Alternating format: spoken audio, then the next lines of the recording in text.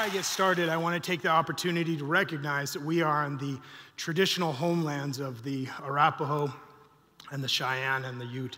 And even though they may not be here, this is still their land. This is still Indian land, and everywhere on this continent is Indian land.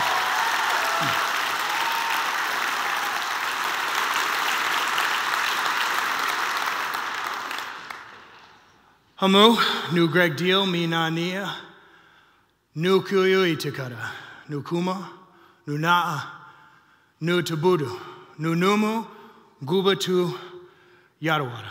My name is Gregg Deal. I am a husband, I am a father, I am an artist, and sometimes I'm an activist. And I am also a member of the Pyramid Lake Paiute tribe. Oftentimes when I do this, I always introduce my family because my family is my center. They're the center of everything I do. They inform the work I do and the way in which I do it, that I have to do the things that I do in the good way. So I am going to introduce my family very quickly from what I normally do because I have so much to tell you guys. This is my wife. We've been married for 19 years. We have 5 kids. The oldest to the youngest is Sage, Phoenix, Maddox, Grayson, and Holland is our little terror. There's a number of funny things and interactions that we have in our homes, and I usually love sharing those, but I'm only going to share one. My wife has been documenting for the last 4 years my youngest son, Grayson, in what she calls the sideways pose, and what that means is that he's a professional leaner. Now this seems like a simple thing, but it's actually...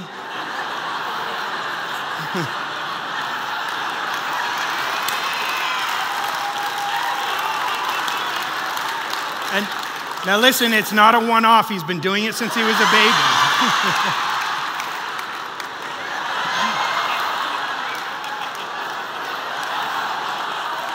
And this is the latest one. It's hard to get him to do it now. So it's a little bit of my family. And like I said, they are the center to everything that I do. And I am an artist, which means that I create things for a living. I would say I'm primarily a painter. I work in mixed media and paint and creating work that's very much about Indigenous identity, historical consideration, decolonization, but I'm also creating murals. This is actually at TEDxBoulder. I just finished it, and you'll notice it's in the school colors.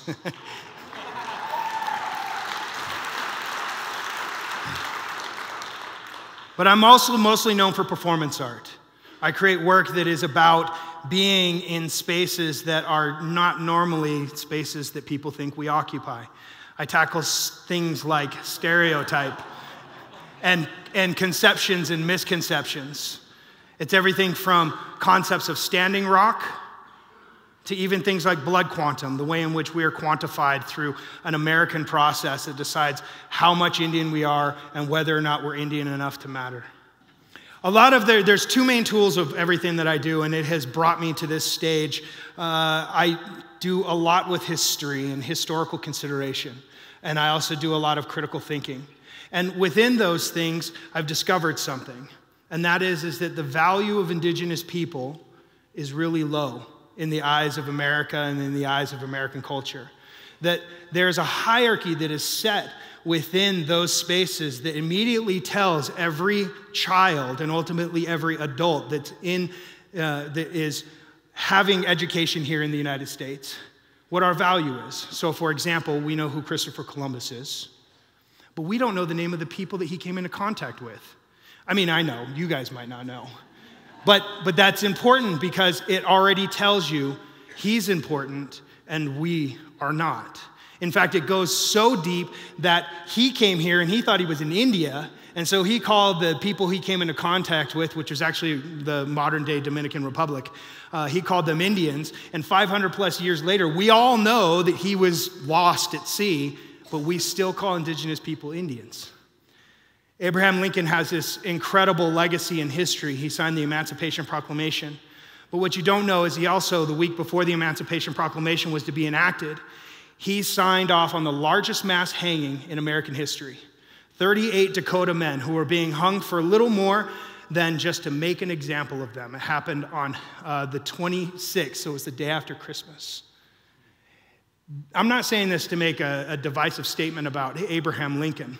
I'm telling you this because when we omit things from history, then we immediately give value to those things.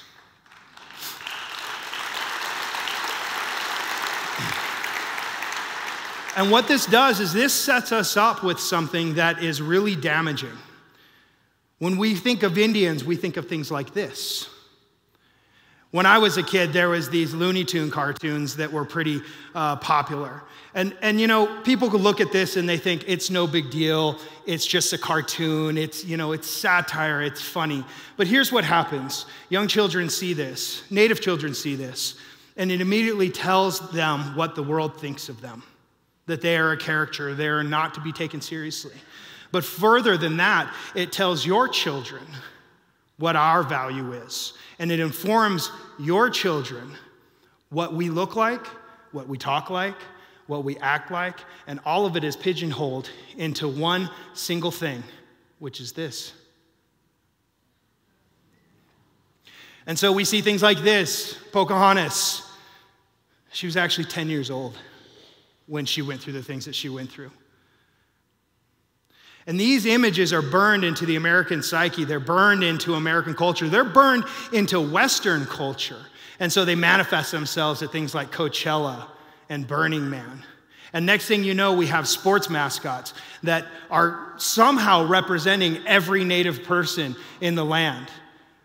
There's over 567 tribes that are federally recognized in the United States. There's several hundred more that are not recognized, that are usually recognized by the state. There's over 300 different languages. This is just in the United States. This doesn't count Canada or Central America or South America. And yet, we're supposed to accept these things as an honor. In fact, these people have no context to what we are and who we are, so much so that they believe that they're not just honoring us, but that they are carrying our legacy. So this brings me to my work.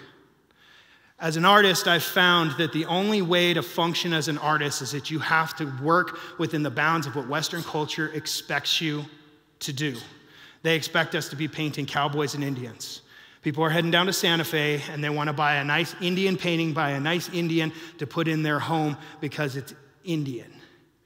And as a result of that, we're one of the few subcultures in the art world that is actually being controlled by a Western buyer's market that decides whether or not there's value with our stories. And it's a risk. I mean, if I do anything different than that, it is an inherently professional risk. So I've decided to take a professional risk. I'm working under the premise of what does contemporary Indigenous art look like when it is not informed by a Western buyer's market. So the first piece I created for that is this piece. It is a self-portrait. I was in kindergarten, and it's a seemingly innocent image, but it's titled Prairie Nigger, because that's what the kids called me when I was a kid. I went to an all-white school. I was the brownest kid that was in school, and that is what they called me. And I don't say that to be decisive or blasé about a word, but to illustrate the intersectionality that exists within the language of racism and intolerance. And this is how I experienced it at the age of 5 or 6 years old. And this is not a unique story for Indigenous children. This is happening all over the country. And the reason for that is because nobody has any context to who or what a Native person is. There is no value to our stories. In fact, this piece has been rejected from 2 shows, one of which they asked me to bring the piece, and 2 days later said, we can't hang this because of the word that's there for a Native voice group show. So you can see there's not even space for our stories, the stories that don't make sense, the stories that don't fall in line with that cowboy and Indian narrative. I just finished this piece. I don't have a title for it yet. I was talking to a good friend of mine. He's from a neighboring tribe, the Timuok, Western Shoshone. And his people went to the same boarding school as my people did. My grandparents went to Stewart Indian School. It's in Nevada. And he told me this story they heard from his elders, and I wanted to share it with you guys. The story goes, there was this young boy, he's about 5 or 6 years old, and he shows up at the boarding school. If you don't know what a boarding school is, please look it up. It is a forced assimilation school where culture was literally beaten out of Indigenous children. They started in 1879, and they went clear up into the 2000s. And what this happened is this boy shows up, they cut his hair, they scrub him clean, they put this burning talc on him, right, to get rid of the lice because they think Indians are dirty.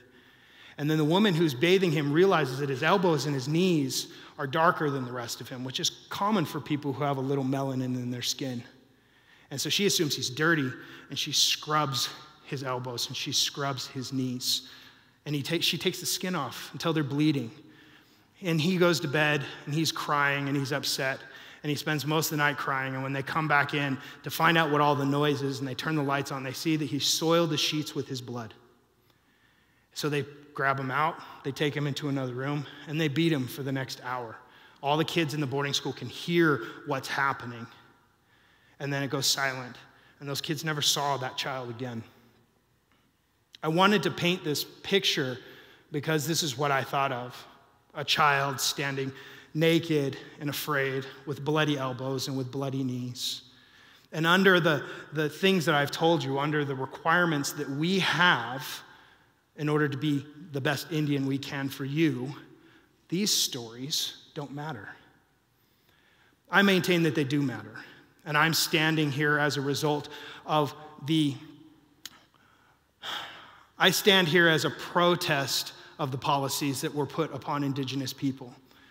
I stand here in spite of those things. I am my grandparents' greatest dreams that were never supposed to come true. And now,